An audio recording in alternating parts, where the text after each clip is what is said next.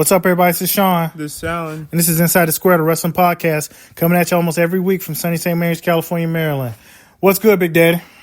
The Royal Rumble. It's coming up soon. But before we get to Royal Rumble, we got to talk about the Survivor Series, Wargames, key takeaways. What do you rate it for last night, Big Buddy? I'll rate it like an A-. It just needed something else to it. You're a little bit generous. I would give it like a B. A B-. I think it was a lot of botches in some of the matches. Yeah. Especially Gunther's match.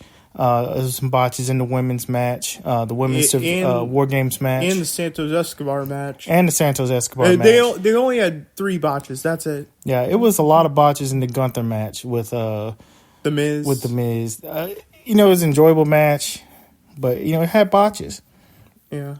The women's match was probably the most entertaining one. Yeah. By far.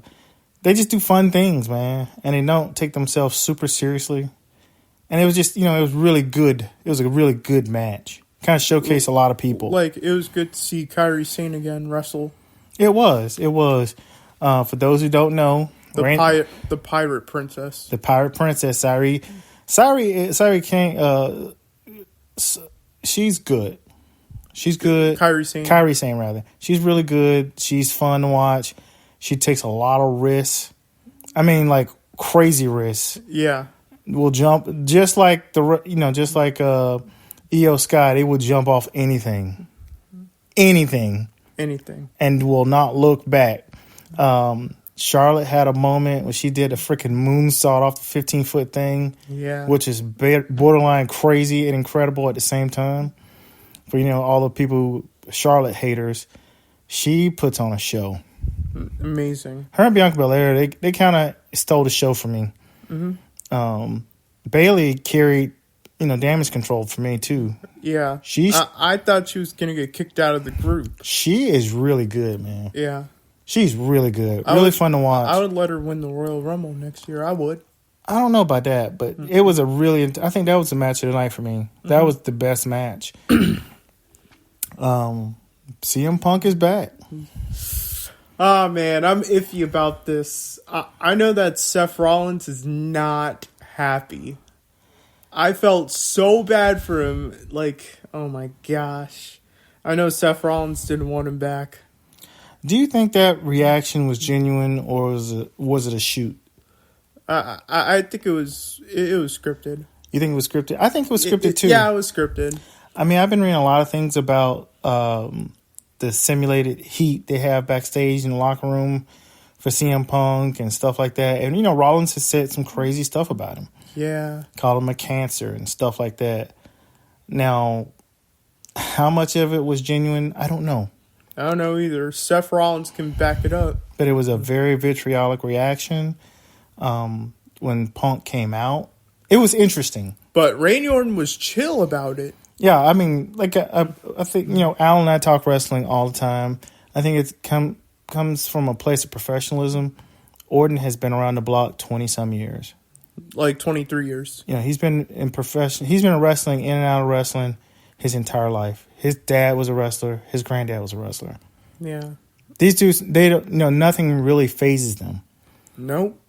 So if they, somebody new comes in, okay, it comes in. Not a big deal.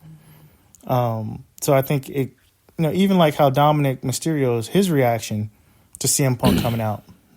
Yeah. I mean, he could have just told him it was his birthday. He didn't really care. It was just like the newer people, I should say newer people, but the younger people. Like Rhea Ripley. Had, emotional reactions, throwing up the middle finger, saying something crazy. Seth Rollins did the same thing. It was crazy. And then Drew McIntyre's reaction, he stormed out of Wargames. Yeah, he did. I think that has some real life frustration. His contract is up. They're negotiations. He might not re-sign. I don't know. He wants to spend more time in Scotland with his family. Who knows what the real deal is or how far apart they are in money. But, it's interesting to see it because he is very polarizing. Either you love CM Punk or you hate him. It's not a lot of in between. I'm kind of iffy about him sometimes. I don't know, man. he has some positives about him, and then he has a lot of negatives about him. Yeah. His fans are borderline toxic as fuck, and it's hard to deal with some of them because they don't want to hear. They don't want to listen to reason. Nah. They don't want to listen to reason. You ought to see some of the crazy stuff some of these people send us. This was Triple H's idea. You know, if you criticize CM Punk or somebody like that, or Jade Cargill, you know, I get crazy emails. Yes. So you know, if you think you want to send something crazy to me, please don't. Please don't. We'll read the first few sentences, and you know, it's going to the trash bin. So it's not cool. You know, we don't harass you. Please don't harass us. We're just, you know, we're doing this as a hobby for fun. It's just our opinions. Just our opinions. So you think Drew McIntyre is gone? Not really. I don't know, man. Not really. He's going to sign that new contract, and he's going to stay there. Like, I see it coming. Come on. You got to agree with me on this. Come on. I hope he stays. I like Drew Mac. Oh, my gosh. He's too over with the crowd. It's just that it's... Because they have too much talent. It's just like, you know, an all-star basketball team. You got one basketball. Yeah. So... Not two. Just one. So... How many belts you got? WWE doesn't do the same thing like AEW. Like AEW is too many belts. And that segues into that question too. Does AEW have too many damn belts? Yes, bro. I mean, I watched this promo. It had like I think it was the Acclaim. It had like the Elite. It had these other people. I'm like, it was probably like 10 belts. Yeah, and I was like, I thought it was 11. I'm like, is this crazy or not? It's 11. It's just like so many belts, man. Too many. They need to vacate one of those belts. They have TV champion, TBS champion, trios champion. Do you think Ring of Honor has too many belts? Well, the thing is, the Ring of Honor belts get mixed in with the AEW belts. Yeah, that's weird. Eddie Kingston has like 2 or 3 belts. Yeah, that's weird. And I'm like, dude, why? You know, at first when Kenny Omega did it, he had but Kenny Omega was different champions for different companies too. Because it was Kenny 4 belts. Yeah, and I can understand that. But these dudes have company belts, which is crazy. Like New Panja Pro. Well, what I'm saying is they have like several belts among them, and everyone seems like they have one when they come into the thing. It goes to the whole adage of, you know, if everyone's a champ, who's a loser? It's got to be a winner and a loser. Yeah, like Big Bill and Ricky Starks. It's so many damn belts. Too many. Either consolidate some of them or get rid of them. I have to agree with you. WWE, it kind of solved that problem with Roman Reigns walking around with 2 belts. Okay, we're going to consolidate it again, make it just 1 belt. And it's going to be the belt for this. That was a smart idea. Yeah. But now it's like, dude, do something. AEW got to get your act together, man. You looking like... They're losing fans. You know, you're supposed to be one of the bigs. You looking like a mid-major. You're looking like a mid-major. Cut some of these damn belts off, man. I hope they do not cut a lot of people. I don't know. And speaking of Ring of Honor and AEW, Ronda Rousey is now with Ring of Honor. Is this a good move? Yes, 100% yes. Like, she's going to beat Athena for that belt. I see it coming. You think so? Yeah. Athena's a better wrestler than her. Like, Athena, she has the look, she has personality. Athena trained Ronda Rousey how to wrestle. Yeah. When she came back. Like, she has the mic skills, in my opinion. I think Athena is underappreciated. We talked about this before. Like, 3 years ago? No, we've talked about this a lot. Vince got rid of a lot of wrestlers. And a lot of talent. A lot of these talented wrestlers, especially these women wrestlers. Samoa Joe. The women wrestlers especially. Yeah. Look at Athena. Look at Toni Storm. Look at freaking Mercedes Moné. And both of them have even belts. Trinity. All these ladies have been champions. Yeah. Or are champions, currently champions now. Yeah. So you cast off all that talent, and what did you get? Your competitors got stronger. Yeah. And now look at you. Look at you. You got a bunch of foreign wrestlers. You got a bunch of guys who can't really carry the card. And the women's division is, besides what we saw last night, they're not strong in the tag team division. They don't have people outside of those top 4 or 5 women. You could have been stronger, man, and you cut them. And I don't know if it was a Vince decision or it had to do with cost and budget. But it was a Vince decision, in my opinion. I mean, we'll never know. But I think at the same time, it's just, I don't know, it's very frustrating to see the product. Because as much as, we critique WWE, we critique AEW, we don't want any of them to fail. We like professional wrestling. I've been watching it my whole life. Me too. So it's, we don't want it to fail. We want it to be good. We want it to, continue on. So, my son watching it, my grandson watching it, his son will watch it. So we want a good, strong product. And we want something that, has cohesive storytelling. Yeah. So it's hard to watch it sometimes and then think about how much talent they just cast off and say, oh, it's not going to work. And, talking about talent that cast off the Young Bucks, they're going to turn heel. They're going to turn heel on Kenny Omega. What does that mean for Kenny Omega, though? He's going to be on his own. But Kenny Omega is special, man. But I would let him with Hangman Adam Page or something would be a pretty good idea. I don't know. I think him and Swerve Strickland would probably be better. But probably not a good idea. I don't know, man. I think Swerve is not getting his due, even though he just had probably the match of his life against freaking Hangman Page. Yeah. I think he should go against MJF next year. It's hard to watch the stuff with some of the stuff that they put out, because when they put out a good match like Swerve and Hangman Page, you're like, man, they should have did this. Yeah, and then they say, okay, if Swerve this damn hot, book him, put him against MJF with 3 matches. All of them be bangers, or 4. I don't know about 4, but usually it's 3. They do a trilogy. But I think it'd be awesome to see Swerve get a push up to the top. A singles belt. He wasn't utilized correctly in WWE, and then he was out. Or NXT. Yeah. Even though he was clearly one of the most talented guys they had. He was underrated. Like, he was with Hit Row or something. Yeah, and Hit Row should have been bigger than what it was. I don't think he had the backing or the push. Yeah. But I really like Swerve. His Texas Death Match was incredible. Amazing. Just incredible. Incredible match. I know a lot of it's on YouTube now, but go back and look at it if you haven't seen it yet. Such a banger. Match of the year. Freaking banger. Match of the year.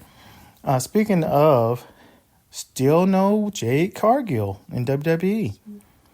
Was she that raw and that green that they couldn't put her on TV? They should put her in NXT. Well, according to, from certain reports I've read, she's training with Roxanne Perez. Yeah. Who is, Roxanne Perez is really good. She might not be the most popular person they got, but she is competently trained and very talented. Especially if you look at who trained her, Booker T. Yeah. And they made her the youngest NXT champion ever. 21. So they're expecting a lot of things out of her. That's pressure. But she's a really good, competent wrestler. Yeah. And she's, supposedly, from my understanding and from the reports I've read, she's the person that's helping train Jade Cargill. Like, Jade Cargill needs a faction, in my opinion. But it's kind of amazing that they would sign her, back up the money truck, and then say, okay, she's not ready. That don't look right, man. It actually doesn't. That doesn't look right. I mean, and people say, oh, you're a Jade Cargill hater. I'm not. But I could see it. I've seen her wrestle on TV. She's not up to snuff to some of these other people. Not really, no. She's not. So you watch her wrestle, and you're like, okay, she's a really good-looking athlete. She looks the part. She says, she's good at quasi-promos. She almost good at promos. But she's not like Bianca Belair. She's not like Charlotte. She's not like Becky Lynch. She's not like Tiffany Stratton. Yeah. Tiffany Stratton can wrestle. She can really wrestle. And she's really good at mic. And she was NXT champion. She's really good, man. Yeah. So you start wondering, like, you paying all this money for these people, you know, it's like, okay, it's like your kid tell you, hey, let's stop at McDonald's, and the parents saying, hey, we got burgers at home. Yeah, that's rough. Yeah, I mean, why would you go out and get this unproven talent based on her potential when she clearly not ready for prime time? She might go against Bianca Belair next year. She might, man. I don't think that she was ready when they signed her, and now they don't know how to really use her. So it's interesting. And, you know, the person I think that they should have got was Willow Nightingale. Yeah. She is freaking killing it right now. She's killing it right now in New Japan Pro. Like, she almost won the TBS championship. She's special, man. Yeah. She's special. She puts on great matches, bangers. She had a banger match against Mercedes Moné. Really good. Banger match against Athena. She's really good, man. And I don't understand how she keep getting passed over. It's not right. Yeah, and, you know, years ago we saw her at MCW, and I was like, she can wrestle. She can really wrestle. She can wrestle. Yeah. I saw her wrestle, and I was like, you know, live. And I realized, I'm like, she has it. Yeah. She has it. And I think if someone gave her opportunity on the big stage,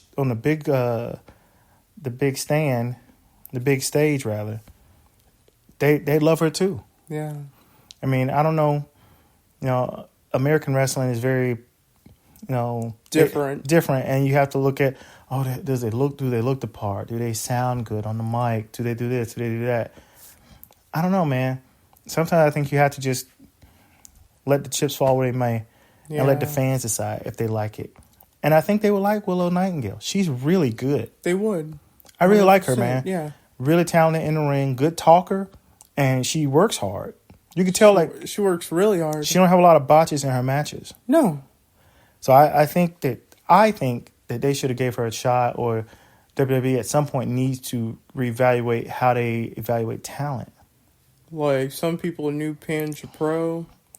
Yeah, WWE might sign them. Yeah, I think so too. And speaking of people that they might sign, people they probably won't ever sign, Ryback. Why does idiot? I shouldn't say idiot. That's your name call. It's not cool. But this dude will come out and say, if CM Punk resigns with WWE, I'm not gonna ever wrestle again. And then he moved the goalpost. Well, if he stays longer than 6 months, I'm not gonna. Man, no one cares.